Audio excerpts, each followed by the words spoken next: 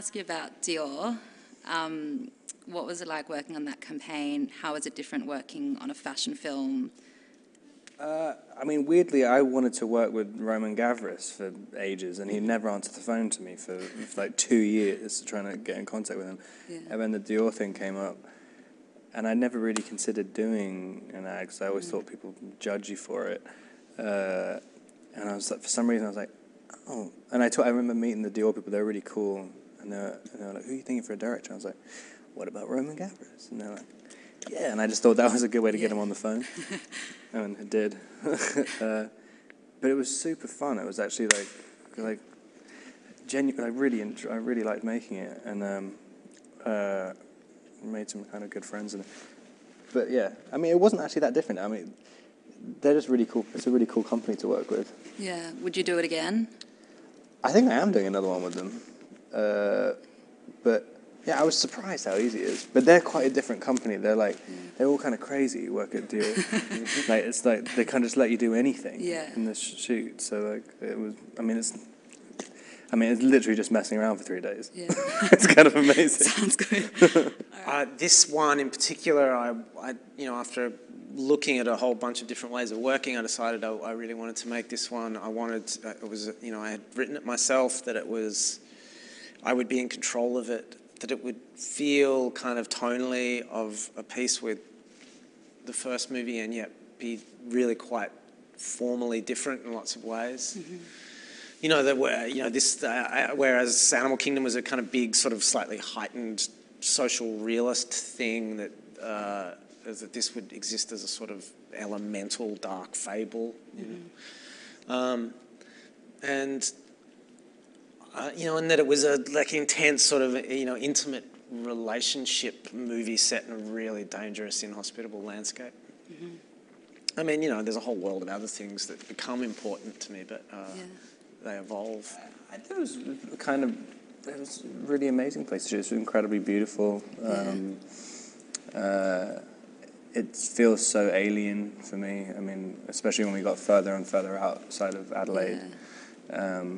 It kind of really helped for the further away you got from supposed civilization, the kind of easier it was to really imagine that you were in the world of the movie a little bit. Yeah.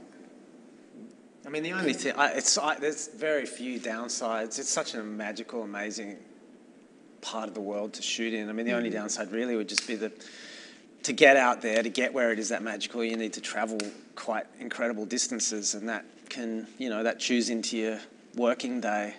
Sometimes we're having to drive an hour or more out to the set, and that's an hour or more that each way that we don't have to shoot that day. No, it was great. I mean, I spent ages writing a character, and and finally you find that actor to bring that character to life. It's exhilarating every day. Rob was doing, when you find the right actor and you find a great actor to play a character you've written, they make it so much more than you ever anticipated. And I had that experience every day. Whenever Rob walked onto set with his munty haircut and his jeans that were too big and all that kind of stuff, it was just, the character was there. It was bubbling and alive, and it's exhilarating.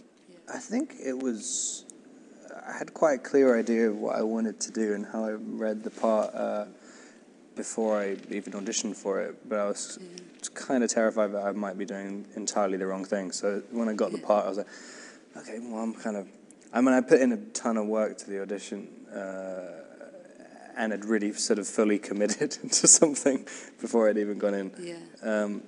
But yeah, I had this one tape of this guy I found from Florida. I took a little bits of accent stuff from him. David told me about this documentary, Bully, about his bully kid, and there was the way one of the main kids walked. It was this kind of like weird, like puppy kind of bouncy walk, and there was a bit of movement stuff from that.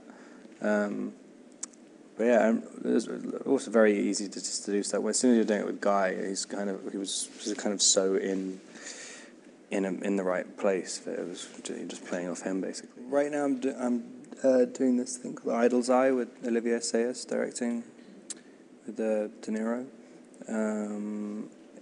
It's like a gangster movie. And then, yeah, it's like later on this year. And David, do you have an idea for your next No, film? I've got a few things bubbling. Yeah. That, you know, I'm not sure in what order the ducks will line up, but, you know, I'm trying to not. I don't want to take quite as long to make the Yeah. next one as I did to make this one. So I'm trying to have a couple of things bubbling at once. But yeah, Okay, totally cool. top secret.